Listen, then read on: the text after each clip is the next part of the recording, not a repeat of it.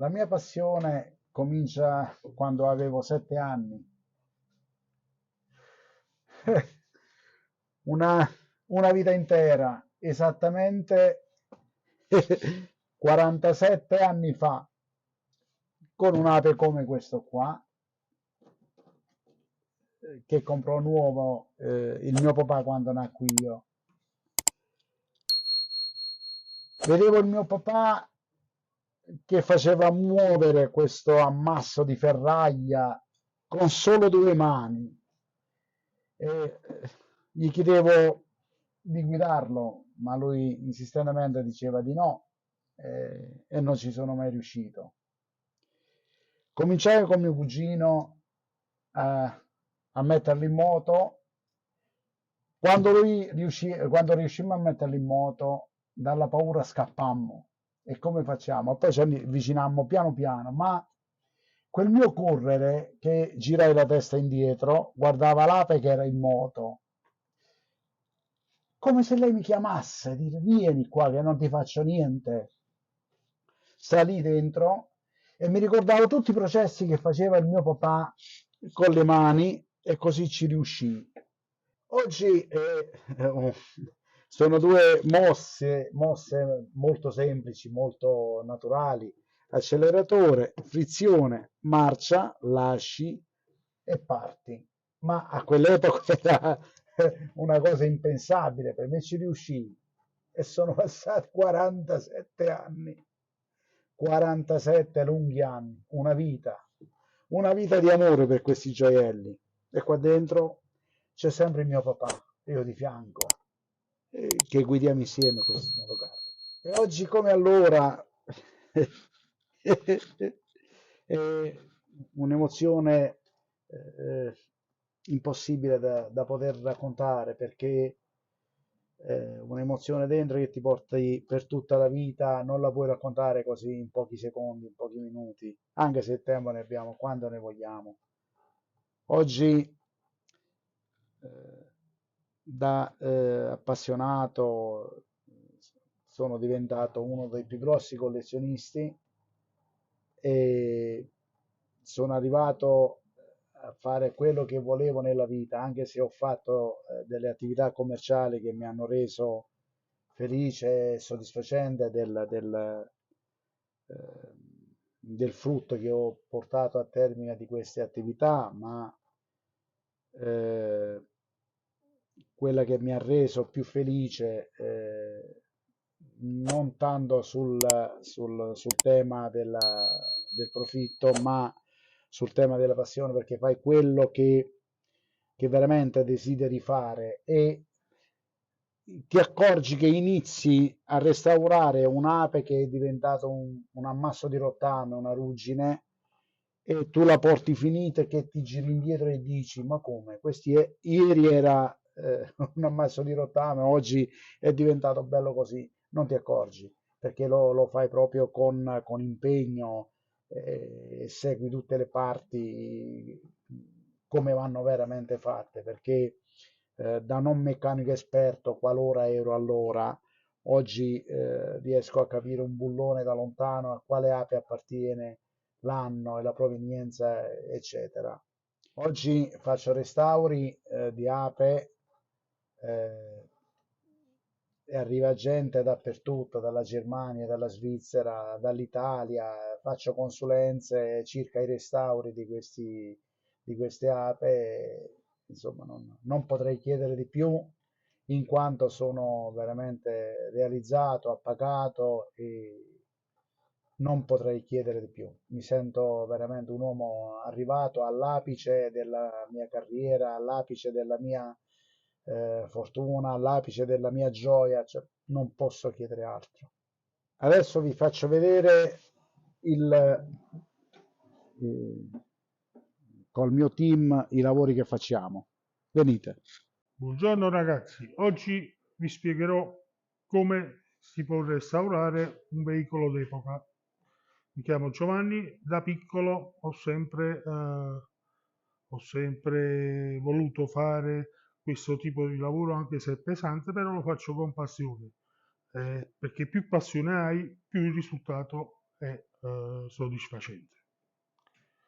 Iniziamo da un veicolo storico. Un veicolo storico, prima di essere verniciato, come credono tutti, va smontato pezzo per pezzo, recuperato tutti i bulloni, tutto quello che si può recuperare, perché nel rimontaggio ci saranno dei costi eccessivi per comprarli nuovi, non li trovi, ok. Una volta smontato il veicolo viene sabbiato, quindi viene tolto tutto quell'impurità che nel passare degli anni hanno accumulato i vari carrozzieri, artigiani, tutto quello che si può immaginare. Dopo sabbiato il veicolo uscirà fuori delle lamiere marce, storte, incidentate, che si dovranno ripristinare per primi. Quindi, una volta raddrizzato, il pezzo viene tagliato. Viene tagliato, risagomato e rimesso al posto proprio. Naturalmente la raddrizzatura deve essere fatta scrupolosa, perché sennò dopo andiamo ad inserire stucco, tutti quei preparati che ne faranno di un veicolo da buttare. Una volta raddrizzato e risaldato tutte le parti, viene passato dell'antiruggine protettiva. L'antiruggine protettiva serve per quando il mezzo sarà all'intemperie per non far arrugginire di nuovo tutta la situazione. La preparazione. La preparazione avviene dopo raddrizzato con 2-3 mani di fondo, qualche stucchino dove ci vuole, e dopodiché viene dato di fondo sia interno che esterno. Carteggiando la carta più fine viene usata, migliore sarà il risultato della verniciatura. Dopo dato il fondo si va a sigillare tutte le parti di lamierato che può filtrare acqua, possono generare ruggine, tutto quello che viene intorno. Per la verniciatura useremo un forno, una cabina forno 6 metri per 4, non esageratamente grande, sui 40 gradi di caloria, aspirazione, perché l'operatore dovrà avere una reazione nella cabina soddisfacente, se no avvengono gli svenimenti e vabbè, parliamo del colore. Il colore, a seconda del colore, noi ci diamo un preparato, lo chiamiamo fondino, carteggiato di nuovo con la carta più fina, e poi in ultimo si darà un 2 mani di vernice o acrilica o poliuretanico, a seconda della vernice dell'epoca. Una volta verniciato il mezzo, verrà data una cottura per eventuali sporchini, lucidatura, carteggiatura degli sporchini, rifinitura di tutta la scocca. Dopodiché passiamo al montaggio. Il montaggio, ogni pezzo deve essere pulito. Viti, clacson, specchietti, guarnizioni, serrature, e quanto altro. Dai, finito il mezzo, si monterà la parte meccanica e si intenderà il meccanico di montare tutto il resto. Buongiorno a tutti da Langella Ape Vintage Collection. Come diceva il mio collega Giovanni, le ape vengono smontate tutto quanto a zero e poi vengono selezionata la bulloneria, viene selezionata il motore, i differenziali, tutta la parte, quella che è la parte meccanica e quella che è la parte bulloneria, in quanto la bulloneria cerchiamo di utilizzare sempre la sua, perché è un trafilato degli anni che furono, decisamente proprio con esperienza consolidata, che è bulloneria che non si spezza mai, non si rompa mai. Apro una parentesi, una volta lavoravano un pochettino con più coscienza, più con cuore, che è lo stesso che noi mettiamo tutto il nostro team di Langella Ape Vintage Collection, per restaurare questi magnifici gioielli che solo a guardarli è una gioia immensa e per chi non è dentro non lo può capire. Ora vengono smontati tutti questi pezzi e come potete vedere vengono prima lavati con un gasolio per dare un'umidità a tutto quel grasso che negli anni si è formato, poi vengono lavati con un liquido speciale nelle vasche apposta, mentre alla bulloneria viene fatto un altro trattamento che viene messa in un contenitore apposta con un acido particolare che tira via tutta la ruggine che si è formata negli anni e poi viene spazzolata uno per uno, bullone per bullone, dopodiché viene passata alla fase successiva che è quella della zincatura. La zincatura viene fatta prettamente su questi veicoli qui fino al 68, viene fatta grigia, mentre che nelle ape MP che sono dopo gli anni 70 cominciarono già ad essere un po' più avanti con il colore della bulloneria che è color oro oltre che marchiata, che è un punto che ci tengo a precisare che la bulloneria di una volta, nonostante un trafilato resistentissimo, non è marchiato sopra, tipo 4.4, 8.8 e così via, in virtù del lavoro che deve fare quel bullone, quel perno, oggi viene marcato e da quel numero che si legge sopra è la sua resistentezza del bullone. Ma la cosa più importante è che a quell'epoca non venivano marcati, era tutto liscio, completamente liscio, e vedere un bullone di quello non marcato, dice sì, lavoravano sì con la coscienza che un bullone non si spezzava mai e ancora oggi, nonostante i suoi anni, non si spezza mai, però non li marcavano. Oggi con le nuove normative e devono rispettare dei parametri, i bulloni devono essere marcati per forza. Finita la fase della bulloneria, della selezione della bulloneria, si passa alla fase del motore che come potete qua vedere questo è un motore prima intero, poi man mano che potete vedere, questo per dire è il cilindro con il pistone che è stato tirato fuori, questa qui è la testa e si rettifica il cilindro, si mette il pistone nuovo e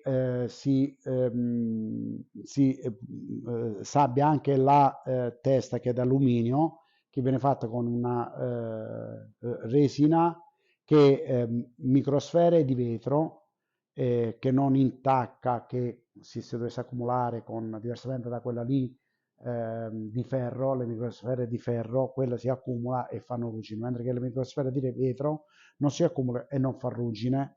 E questa è la testa che viene fatta appunto con la microimpallinatura e viene come nuova, mentre che questo qui è un carter motore che è stesso procedimento, viene fatto direttamente a sabbiatura e questo qui è un altro carter che è questo di ferro,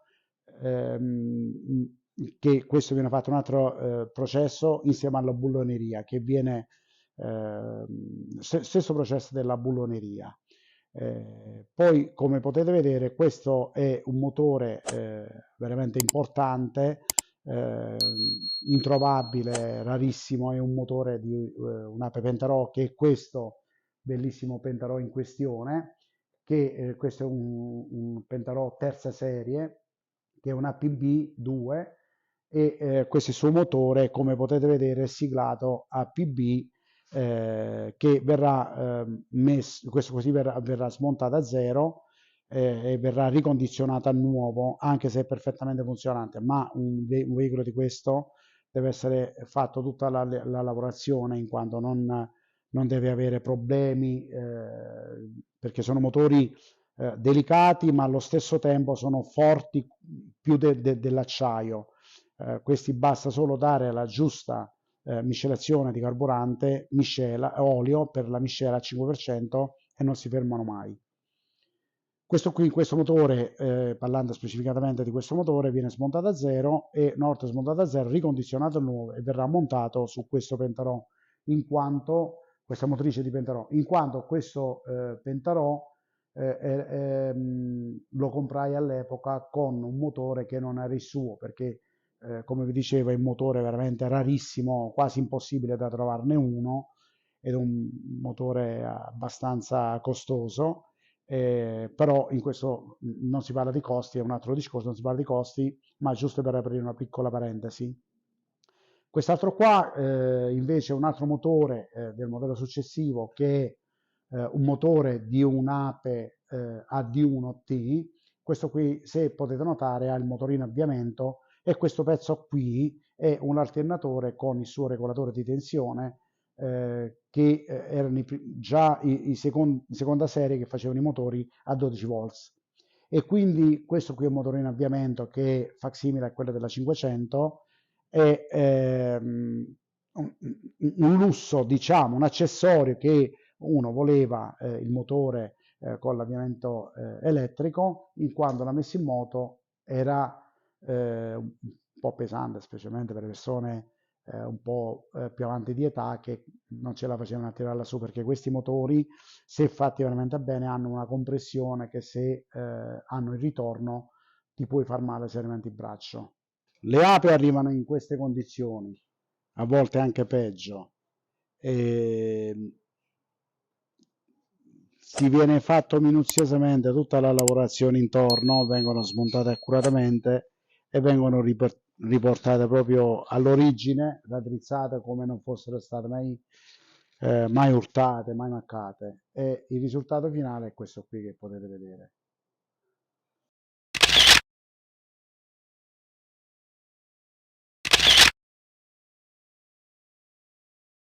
Le api sono tutte belle fra di loro, c'è un solo particolare: il loro fascino non finisce mai, ma l'ape, quella vera, si ferma alla catena, tutte le altre sono imitazioni.